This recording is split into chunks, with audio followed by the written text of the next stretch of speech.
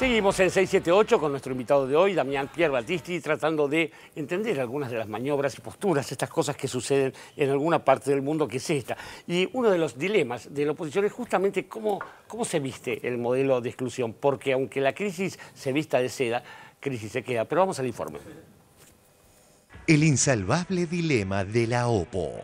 ¿Cómo disfrazar el modelo de exclusión? Indicadores y encuestas hablan, y la oposición debe vender como inclusivo el modelo de exclusión que defiende.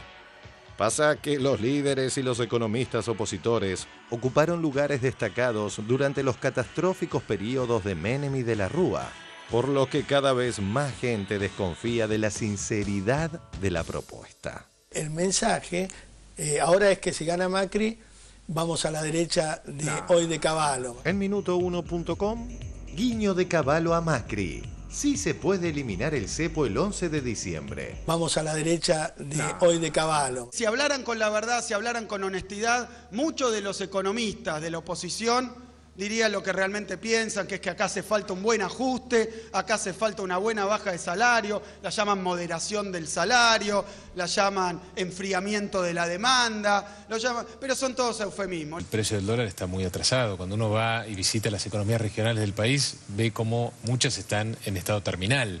Evidentemente hay algo que arreglar en términos de todos los precios relativos de la economía, pero la competitividad no es solo el precio del dólar. Hay un montón de costos, los costos laborales, un montón de costos que hacen a la competitividad y que se han destruido de alguna manera, han crecido como nunca estos años, los costos laborales se han destruido de alguna manera, han crecido como nunca estos años. Al no poder devaluar, lo que tenemos que hacer es bajar los costos y los salarios son un costo más, Para volver a hacernos competitivos, nosotros tenemos que encontrar un encuadramiento ético en el cual cada uno esté dispuesto a cobrar lo mínimo que le corresponde por lo que hace, Los costos laborales han crecido como nunca estos años. Y los salarios son un costo más. Por ahí, con diferentes precios relativos, con sueldos más bajos, quizás podamos crecer. Si un tipo que es verdaderamente un líder va y le pide a la gente, miren, a partir de mañana van a ganar el 10% menos, pero lo vamos a poner en un fondo para lo que sea, la gente acepta, ¿me entendés? Ganar el 10% menos, la gente acepta, ¿me entendés? Cada uno esté dispuesto a cobrar lo mínimo que le corresponde por lo que hace. La ola amarilla que viene creciendo hace más de un año, que al principio el señor Lanata me miraba con cara y con su cigarrillo número 200, que esto no existe, y ahora empezaron a decir, bueno, la verdad que hay algo que está cambiando. Déjame ser un empresario finlandés que tiene un fondo de 3.000 millones de dólares para invertir. Vení, hablame vos para que yo traiga plata a la Argentina. ¿Ustedes van a seguir siendo socios de Irán y de Venezuela? Te lo digo en inglés. Are you going to be partner of Iran and Venezuela? Y si me decís no, el tipo dice, bueno, entonces sigamos hablando, porque si vos le decís, sigo siendo socio de Venezuela y de Irán, te dice, mucho gusto, me voy a Uruguay. ¿En esa liga se fijan en eso? Por supuesto que sí. Por supuesto que sí. Y cuando hablan con un presidente de la nación y vienen a traer 5.000 palos, hacen las preguntas que tienen que hacer. ¿Qué te preguntan? Te preguntan eso, dígame usted, el déficit que tiene, cómo, lo que le falta, cómo hace, qué va a hacer, cuál va a ser su política monetaria. Y entonces usted se va a integrar al mundo, va a hacer un acuerdo directo con los Estados Unidos. Déjame chusearte. Ahora yo soy presidente de Argentina. Discúlpeme, ¿sabe qué? Yo manejo el país, no me lo viene a manejar usted. Bye, bye. ¿Querés los 5.000 palos que yo te tengo? No, pero si vos querés los 5.000... No. ¿Vos necesitas los 5.000 palos que yo tengo? Respondeme las preguntas. Sí. ¿Vos necesitas los 5.000 palos que yo tengo? Respondeme las preguntas. Sí. Cuando vos decís, no, mirá que el país lo manejo yo, te da la mano y se va a otro lado. No quiero entregarle otra vez el país a los de afuera. Los países hoy crecen cuando, digamos, cantan en el contexto de lo que el mundo está cantando. No vas al revés del mundo. La Argentina tiene que endeudarse en los mercados internacionales. Pero en definitiva, terminamos este año con un gran éxito, el blindaje 2001. El mundo creyó en nosotros. Es hora de que empecemos a creer en nosotros mismos. Hubo que luchar mucho y trabajar duro para lograr este respaldo. El mundo ha sabido ver las virtudes de un gobierno serio y de un país con futuro. ¿Vos necesitas los 5.000 palos que yo tengo? Respondeme las preguntas. Sí. La Argentina tiene que endeudarse en los mercados internacionales. A veces las cosas se ven mejor a la distancia que de cerca, porque los problemas cotidianos nos agobian y enceguecen. Pero yo debo ver más allá porque soy el presidente. La Argentina ya no tiene riesgos. La Argentina es segura y previsible. Ahora podemos crecer en paz. En nombre de Inés y toda mi familia, les deseamos muy felices fiestas. Y como siempre, cuídense en los festejos.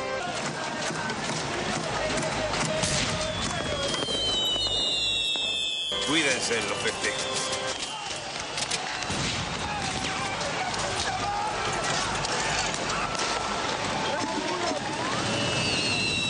Cuídense en los festejos.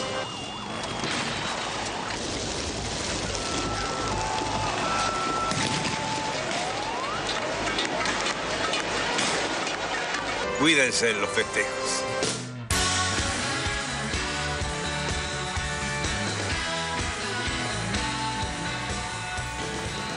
Yo sigo rebotando entre el asombro de los salarios son un costo más, ganar lo mínimo por lo que uno hace. Cuídense en los festejos. El apriete de Helsinki, ¿cómo se dirá? Bueno, no quiero ser grosero. Sandra Russo, por favor, continúe usted. Vienen por los asalariados. Sí, claramente, eso está clarísimo, ¿no? El que no se da cuenta. Qué vergüenza. Yo creo que más que, no sé si entrará hoy el informe sobre el Foro de Emancipación e Igualdad, pero ahí estaba claro, cuando uno ve voces de diferentes latitudes, de diferentes continentes, de diferentes partidos, de diferentes intensidades, que están hablando exactamente de lo mismo, que estamos ante la disyuntiva de un nuevo orden mundial y ante una disyuntiva de realmente, y en estas elecciones se va a poner en juego en qué mundo queremos vivir, en qué democracia queremos. Hay muchas cuestiones de fondo. También en la ponencia de Kicillof en el foro habló sobre el Estado. ¿A qué le llamamos Estado? ¿Qué Estado estamos eligiendo? ¿A qué le llamamos democracia? ¿Qué democracia estamos eligiendo? Y lo ligo con un cubierto o una mesa de 500.000 pesos o un cubierto de 50.000 pesos. Bueno, en Estados Unidos, por ejemplo, que es la democracia la que ellos toman como modelo, está instituido el lobby, es decir, tiene más poder de influencia el que tiene dinero que el que no la tiene. Obviamente no va a salir de esa cena un gobierno inclinado hacia las mayorías populares. Eso es evidente, está más claro que el agua. Y por otro lado, yo ligaba en el informe anterior a Sanz, diciendo el otro día en la convención, con un tono épico, yo banqué con el cuero a los que se sacaron la foto con Macri, a los que se sacaron la foto con Massa, o sea, hablando de la foto, o sea, el cuero sirve para bancar una foto. Y lo uno con Melconian, diciendo que Macri lo que hizo fue, además de lo que dijo Edgardo, a mí la frase que más me llamó la atención es, tiró un título. O sea, la política en qué consiste, en tirar un título y en bancar una foto. Bueno, eso creo que son todos artilugios de encubridores de lo que realmente quieren hacer, y está claro y a todas luces es evidente que el tiempo que no invirtieron en prepararse, en estudiar qué es lo que quieren hacer, cómo lo quieren hacer, y que sea viable, y que no sobren 40 millones, que no sobren 30 millones de argentinos o 35 millones de argentinos, no saben cómo hacer. Y por otro lado y por último, pensaba en Mónica López, que tiene aspiraciones a la gobernación de Buenos Aires con Massa. También intrapartidariamente uno ve la descompensación que hay entre el otro competidor de Narváez por el mismo puesto, pero que tiene un canal de televisión y desfila por todos los canales haciendo su propio proselitismo con periodistas que por ahí le hacen alguna preguntita un poquito picante, pero por supuesto con una respuesta absolutamente acordada. Bueno, pero para eso está la cena, 50.000 precios cuidados. Damián Pierbattisti. No, a mí me parece... Sí, necios cuidados. Poco elevado. A mí me parece que hay algo que la derecha leyó bastante bien, creo que con limitaciones, pero también porque son limitaciones estructurales a la constitución de una fuerza social y política, que es el hecho de hay determinadas cuestiones con las cuales ya directamente no es posible meterse, uno se lo puede objetar porque está directamente vinculado con la imposibilidad de tener un cierto caudal electoral. Es decir, si nosotros vemos, por ejemplo, la evolución de Sanz, desde que la asignación universal por hijo se iba por la canaleta de juego de la droga, hasta ahora, los posicionamientos de Massa, bueno, lo que varios informes ustedes ya comentaron, eso marca para mí un umbral en función del cual se construye y se hace política. Es decir, hay determinadas cuestiones que ya no se... que hasta incluso posiciones de derecha y muy a regañadientes no queda otra que tolerarlo. Aerolíneas es más discutible, YPF por ejemplo no, la asignación universal por hijo no, matrimonio igualitario no, por más que les cueste fútbol para todos, volver a una situación de ver un partido en un bar es inimaginable. Es decir, hay determinadas medidas, determinadas iniciativas, determinada forma real en que se tradujo la intervención del Estado en los procesos económicos, que constituye, si se quiere, un piso de legitimidad respecto de lo que está en juego precisamente en nuestro país. Sin embargo, yo creo, y estoy de acuerdo con el Ministro de Economía, cuando hace alusión al hecho de que no pueden decir abiertamente lo que estarían en condiciones de aplicar, y por eso necesariamente siempre tiene que construir una situación caótica, para que de alguna manera el paquete de reformas neoliberales de alguna manera pudiese considerarse una salida posible a una situación creada por ellos mismos. Es el bienio 89-90, es el mismo bloque de poder, o en todo caso con algunos reacomodamientos internos, particularmente en virtud, observo yo, de lo que hace a la renta agropecuaria particularmente. Pero si nosotros nos atenemos, insisto, el segundo documento del Foro de Convergencia Empresarial es el programa de gobierno, y respecto de lo que hace a las maneras, las bellas maneras en que se oculta aquello que no se puede decir a plena luz del día, recuerdo un artículo de Ricardo Aronsky, profesor de la carrera de Sociología también, publicado en Página, donde hacía mención de 10, como una suerte de decálogo, de frases hechas por la derecha, y a qué remite específicamente como traducción en términos económicos. Por ejemplo, lo que estamos viendo actualmente con Macri, su eliminación inmediata del cepo, y traducir qué tipo de políticas traduciría la posibilidad de llevar a cabo ese tipo de iniciativas. Por lo cual me parece que si hay algo que a nosotros nos tiene que preocupar, no es solamente también que la derecha diga lo que objetivamente llevaría a cabo, sino también ver cómo de alguna manera esta iniciativa que se cristaliza en el ejercicio del gobierno del Estado, que da cuenta precisamente de la posibilidad de construir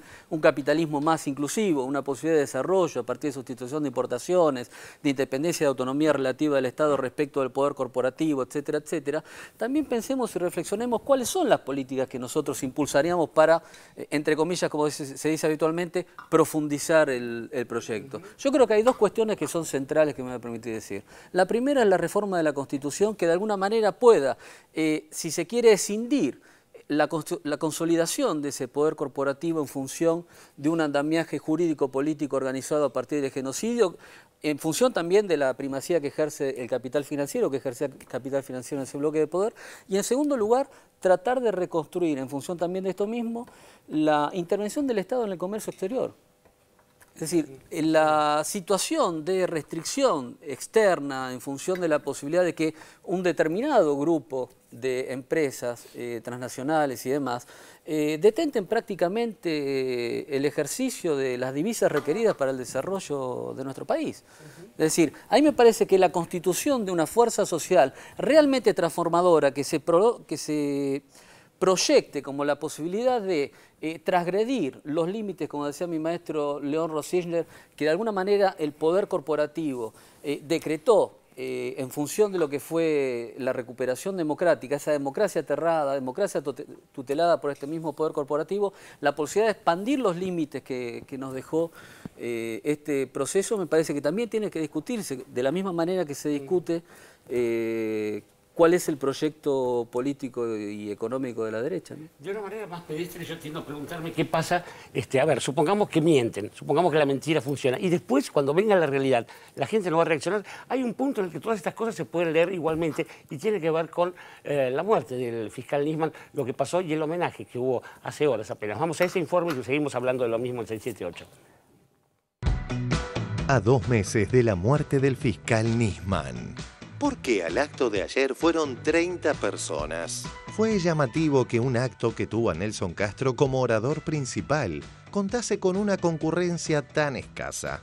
Quizás suceda que pasado el vendaval de los medios hegemónicos plagado de operaciones y mentiras, muchas verdades comiencen a ver la luz. Estoy mirando una imagen de lo que es la concurrencia al acto frente a tribunales. ¿Podría contar las personas? ¿Habrá cuántas personas? 30. 30 personas. Ponele 40. Ponele. Sí, pues regalemos 100, si 100, querés. sí. ¿Cuántos miles tendría que haber en un homenaje si esto fuera una cosa sentida y que tuviese alguna lógica? Está Nelson Castro. Sí. Es uno de los oradores entonces. Estoy tomando nota de cuántas personas hay allí.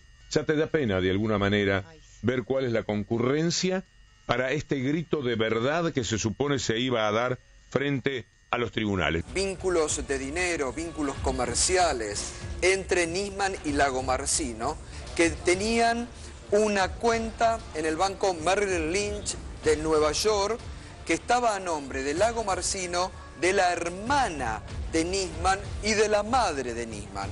Y en esa cuenta el apoderado era Nisman. Diego Lagomarsino, de los 41.000 pesos que él cobraba mensualmente en la fiscalía de Nisman, 20.000 eran depositados al nombre del fiscal Alberto Nisman. ¿Qué quiere decir esto? Que Nisman se quedaba con la mitad del sueldo de Diego Lagomarsino. Sí. La mitad de su sueldo iba para el fiscal.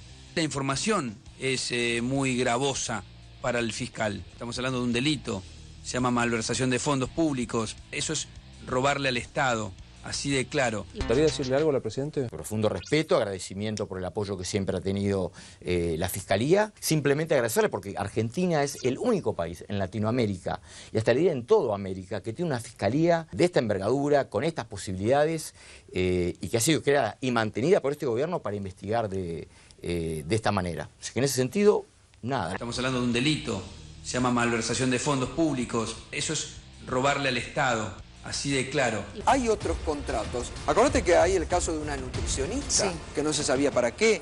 Hay casos de chicas que están contratadas con altos sueldos que no se sabe qué papel cumplían. Estamos hablando de fondos públicos.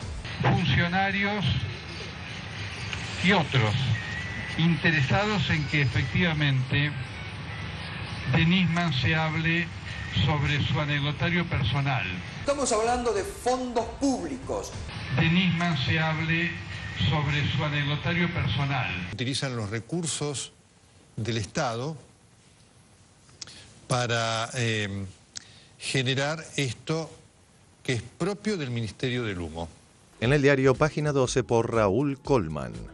Las anomalías en los manejos de Nisman abarcan los numerosos viajes al Caribe, acompañado por distintas modelos. No son datos concretos de que pagó los pasajes en primera clase, el suyo y el de sus acompañantes, sino que viajó sin pedir vacaciones, es decir, que cobraba su sueldo mientras estaba en la playa. No me interesa cuál es su vida privada, no me importa. Lo que digo es que toda esa vida licenciosa y cara, muy cara, hablamos de las acciones que tienen relevancia penal. Y la relevancia penal las tiene la malversación de caudales públicos por contratar ñoquis, la relevancia penal la tiene el cohecho por sacarle el 50% del sueldo a alguien que se incriminó y que no beneficia, no mejora su situación por haber denunciado o autoincriminado en esta situación. La política, que no tiene el más mínimo de los respetos por una persona que murió y que todavía no sabemos de qué murió. A mí no me corran con esto de que no hay que hablar de lo que hacía Nisman. Lo que se conoce, se conoce. Yo creo que no debería haber nada privado ya de Nisman. ¿Por qué? Porque a mí me parece que todo esto tiene que ver también con su muerte. Es una opinión personal. Ahora, ¿esto tiene que ver con que no se esclarezca la muerte? Claro que hay que esclarecer la muerte de Nisman porque es de una gravedad institucional suprema. Ahora, si esto es cierto, que había contratado a una persona, le pagaba 41.000 pesos y esa persona al otro día le devolvía los 20.000, bueno, habla de una manera de ser también. Nula repercusión tuvieron las declaraciones de Diana Malamud, de Memoria Activa. ¿Cómo tomás vos que columnistas de La Nación, por ejemplo, sigan hablando de Nisman como la víctima 86 del atentado a la AMIA? En La Nación del miércoles 11 de marzo por Joaquín Morales, Solá. En la AMIA, el atentado más importante de la historia argentina, dejó 85 muertos, 86, si se sumara la extraña muerte del fiscal Alberto Nisman. Me parece tremendo, digo, más allá de columnistas o no de la Nación, mucha gente, aún la dirigencia comunitaria judía también en algún momento lo hizo. Me parece mal, me parece que es un uso y abuso de temas que no corresponden. El fiscal tenía a su cargo una investigación, no la llevó a cabo como debía, por intereses que no eran los de la justicia, sin duda, ni lo de esclarecer el atentado. Con lo cual, la verdad que víctima 86, no, acá hay 85 víctimas y lamentamos profundamente la muerte del fiscal, pero no es la víctima 86 del atentado. Un dato que echa más luz a la cuestión es que Paul Singer, titular del principal fondo buitre, opera contra la Argentina utilizando al cuestionado Nisman, en sintonía con la macrista Laura Alonso, vocera local precisamente de Paul Singer. En diarioregistrado.com, con Paul Singer. Los fondos buitre operan contra la Argentina usando el caso Nisman. El magnate Paul Singer creó la web albertonisman.org en honor al legado del fiscal argentino y hasta inventó los premios Alberto Nisman al Coraje, incentivado por la Fundación para la Defensa de las Democracias, de la cual, casualmente, es el mayor donador. Cualquier cosa que le pidas a Singer para oponerte a algo, para hacer daño a gobiernos que él entiende que le adeudan, lo vas a conseguir. Hagamos una ONG, digamos que es la ONG por la libertad, diría Giudice, por la vida, diría Laura Alonso. La diputada Laura Alonso también tendrá que explicarle por qué tantos contactos tenía con Nisman. En los minutos que estuvimos a solas, el fiscal Nisman, mientras me explicaba los ejes de la denuncia, me miró a los ojos y me dijo: Laura, Cristina Kirchner ordenó todo. Diputado, usted fueron los legisladores que tuvo la posibilidad de hablar con el fiscal Nisman. El fiscal es muy profesional, fue muy profesional y jamás reveló un solo dato. Así que nosotros tenemos la misma información con la que cuentan los periodistas. Tenemos hoy la misma información que tiene toda la ciudadanía. El fiscal Nisman me miró a los ojos y me dijo: Laura, Cristina Kirchner ordenó todo. Fondo Buitre financia ONG del PRO. Se trata de una organización vinculada a la diputada Laura Alonso. El magnate Paul Singer, propietario del fondo NML Capital, es uno de los financistas de la Fundación Vital Voices, cuya cofundadora es la diputada macrista. Digamos que es la ONG por la vida, diría Laura Alonso, es una máquina de tejer inescrupulosos en el mundo. Singer.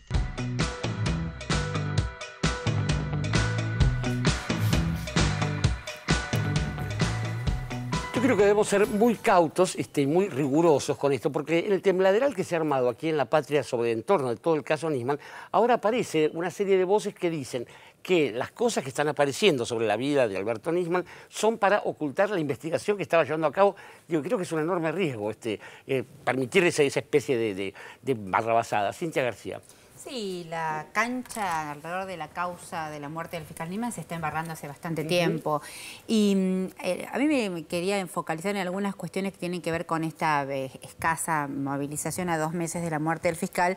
Por ejemplo, resaltar que ningún cartel ya decía "yo soy Nisman", ¿no? Un dato. Y me preguntaba por las personas que de buena fe fueron a la marcha de los fiscales, las marchas del 18F, las marchas signadas por la lluvia y los paraguas, más allá de la cantidad y lo que hemos hablado al respecto, aquellas personas que fueron de buena fe, si no son también víctimas de toda esta situación. Y por ejemplo, Sandra Arroyo Salgado, ¿sabes qué? Recordaba hoy a la mañana con Víctor Hugo, mientras se desarrollaba en el Congreso la ley de lo que ahora ya es la ley de la inteligencia, recordemos que ese día, el 12 de febrero, se hacía una audiencia pública paralela y repasaba las voces de esa audiencia pública. Digo, para hacer un poco de reflexión, no pasó mucho tiempo desde aquella sesión donde Arroyo Salgado se presenta en esa audiencia, luego hace esa especie de conferencia de prensa donde da los planteos de que para la querella particular, para ella como querellante y haciendo para mí un abuso de su rol de jueza federal, además generaba lo que la fiscal Mónica Cuñarro decía, un strepitus fori, o sea, un impacto en la sociedad de tal magnitud que atravesaba todas las instancias de interés público, porque ponían en comparación a la muerte del fiscal con un magnicidio, ¿no? Recordemos que así lo hablaba. Y ese impacto yo creo que además hasta movilizó algunos de los planteos de la propia gobernabilidad. Eso es lo que estaba en juego. Desde ese lugar se entienden las expresiones de Aníbal Fernández cuando habla del uso de fondos públicos y las adjetivaciones que utilizó fuertes adjetivaciones contra el fiscal Nisman. Repaso cortito algunas frases. Arroyo Salgado en ese momento dijo: concurro sin intencionalidad política. No soy oficialista ni opositora. Y habla y pide prudencia, ¿no? Les pido prudencia, respeto, ética y dejar trabajar a mis colegas tranquilas y sin condicionamiento. Lo dice la propia Arroyo Salgado. Luego lo que Arroyo Salgado demostró es todo menos prudencia. Pablo Lanusse, el fiscal, decía: necesitamos recuperar la república frente al autoritarismo fascista que nos gobierna. No podemos permitir más la violencia política de la presidenta. Esa violencia es la responsable de la muerte de Nisman. Cristina Fernández de Kirchner sabe que la muerte de Nisman manchó con sangre su gobierno. Las palabras tremendas de Pablo Lanusse. El dirigente Momo Venegas decía: Nisman fue un valiente y por eso lo ejecutaron. Y si quieren poner los videos para que estemos todos, también habló José María Campagnoli diciendo: el fiscal Nisman murió y días antes había sido atacado con el gobierno. Se puede hacer un paralelo con lo que me pasó a mí, decía Campagnoli. Esas expresiones son algunas de las expresiones que se escucharon en eso y ayudan a esta idea del strepitus fori, el impacto social que generó. Yo creo que la sociedad argentina merece explicaciones por parte de estos dirigentes. Queda claro, a modo de seguir andando el camino alrededor de la vida de Nisman, el perfil del fiscal.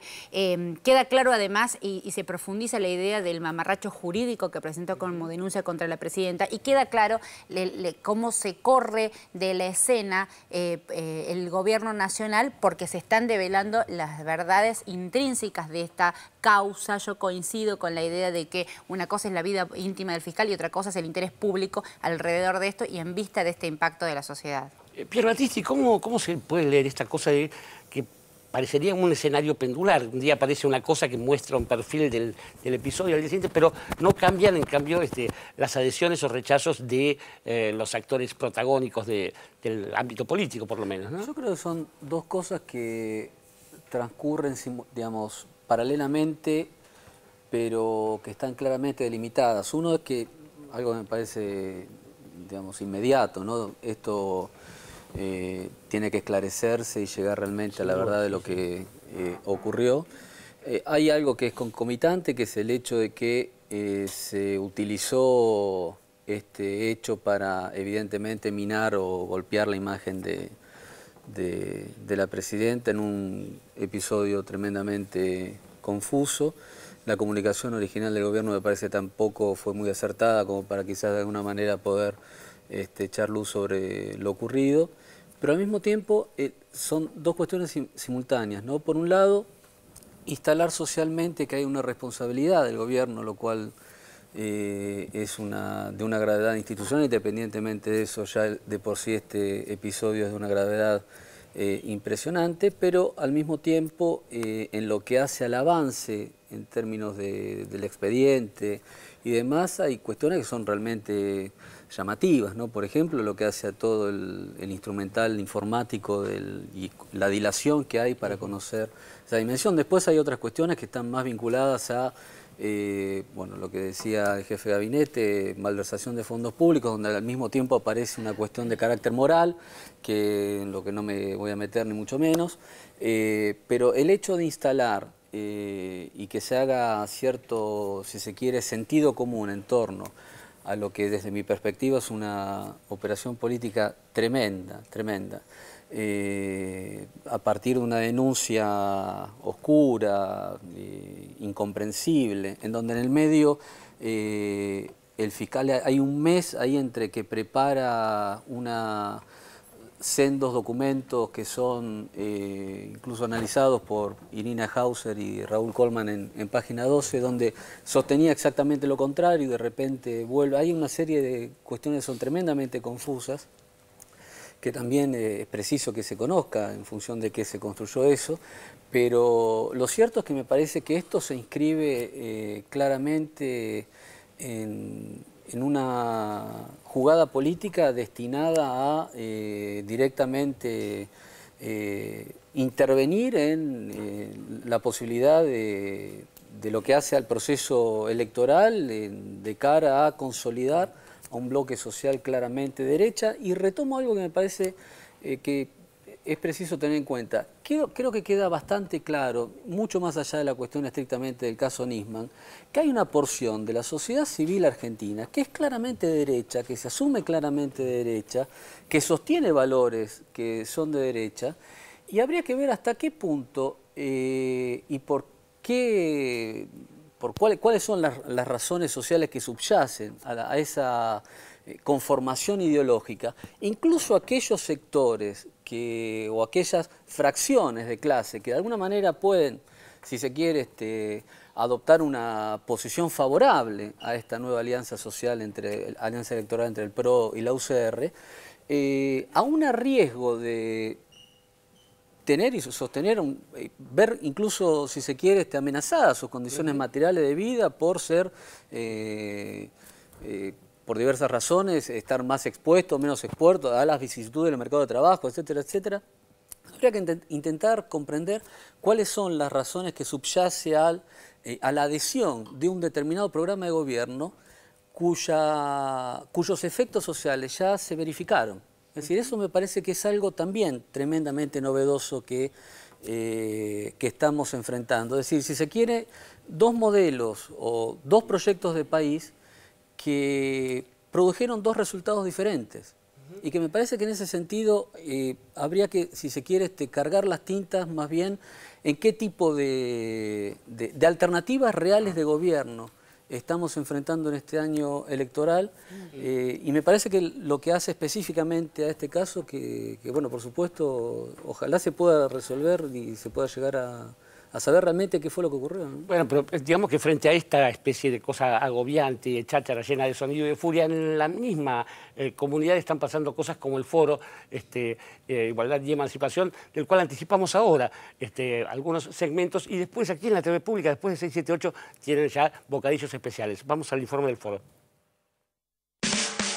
Prestigioso foro en nuestro país, ignorado por los medios hegemónicos. En el mapa de medios que pretende Macri, ningún medio hablaría sobre este foro que honró a nuestro país.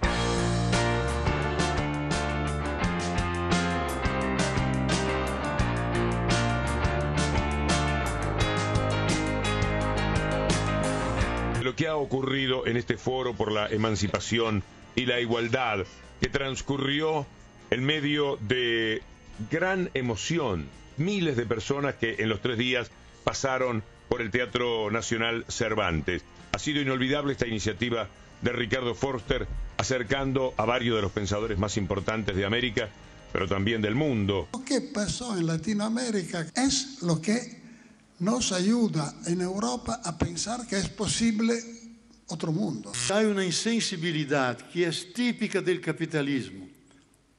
Prefiere ser suicida que cambiar. Ahora hay como un fantasma que recorre el mundo, que es el fantasma del progresismo latinoamericano. Por eso vemos cómo el poder financiero acude a su herramienta fiel, que son los medios de comunicación dominantes. Están llevando a cabo una campaña de acoso y derribo también contra las experiencias europeas. Para que haya democracia es necesario, es más, es urgente que la gente no tenga que vivir con miedo.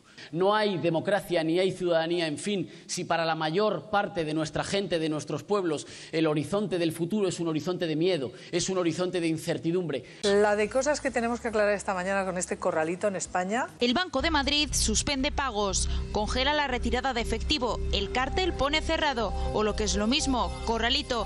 El Banco Banco de España y la Comisión Nacional del Mercado de Valores dicen que la suspensión de pagos tiene que ver con el fuerte deterioro de la situación financiera como consecuencia de las importantes retiradas de fondos de los clientes. Claro que no es natural que en mi país las familias estén perdiendo las casas para dárselas a los bancos y para además mantener la deuda con los bancos. Responden a los planes de minorías que, además de haber sido particularmente egoístas, se han demostrado incapaces de conducir nuestros países, y es por eso por lo que aquí han sido relevadas y allí les llega la hora de ser sustituidas. Yo lo escuchaba recién a Íñigo describir la situación de España, y es la situación que nosotros y los discursos que nosotros escribíamos en nuestros volantes en aquella década infame de los 90.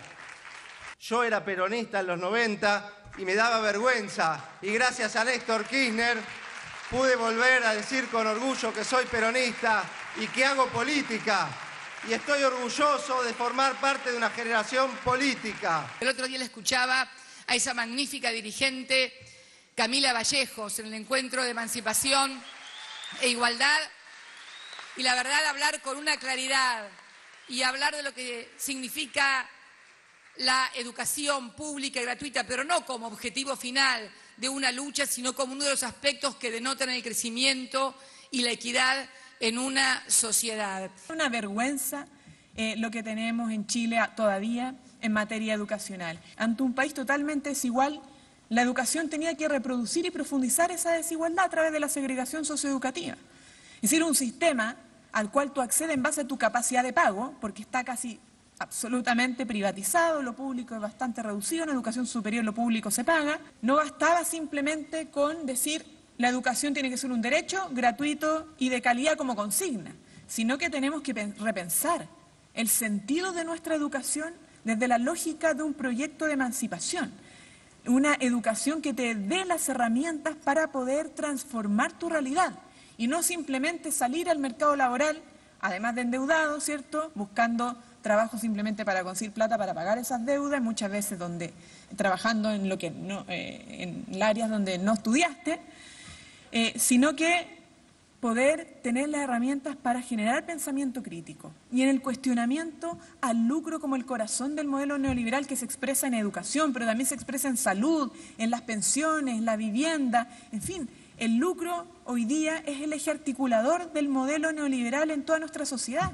Domingo serán los conservadores, la burguesía. Ellos van a hacer una gran manifestación pidiendo el impedimento, el impeachment de la presidenta, que acaba de asumir el poder en enero. En Brasil, como nunca en nuestra historia, hay mucho odio.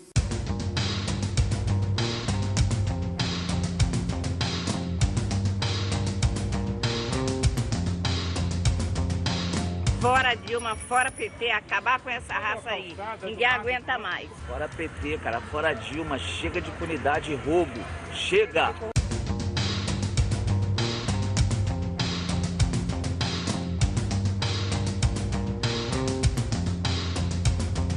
Eu creio que a característica principal dessas democracias, não somente em Brasil e em outros países, é que han impuesto límites a la perversidad del sistema del capital, mediante políticas públicas republicanas que van al encuentro de las grandes mayorías de marginados y pobres. La rabia viene, el odio viene de esto, que estos que antes no eran, ahora son, y ocupan los espacios que eran reservados prácticamente exclusivos de las élites dominantes. Entran en el shopping, vuelan de avião, porque pode pagarlo em 10 vezes. Outra burguesa disse, já não tem interesse em ir a Paris, porque meu porteiro também foi a Paris.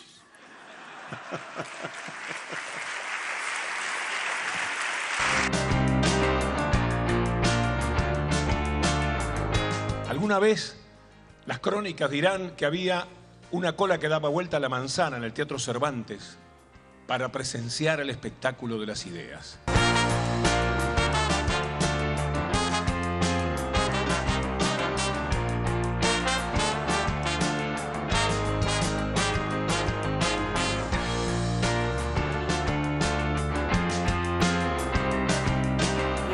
En ese lujo simultáneo de la audiencia frente a los lujosos expositores, hubo también muchos compañeros nuestros a los que yo quiero escuchar hablar, pero será después del corte, caramba. Vamos a un corte y ya volvemos.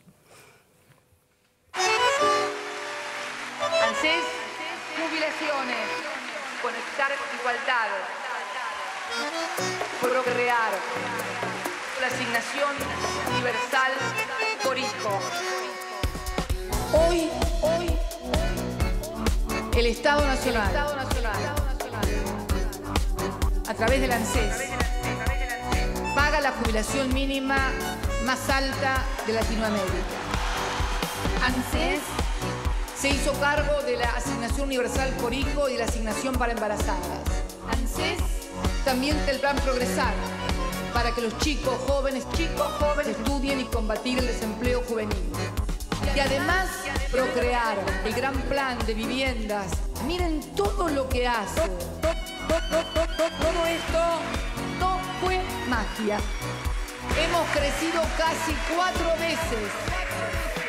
No fue magia. No es que seamos más inteligentes, es que tenemos voluntad política y coraje para enfrentar lo que haya que enfrentar.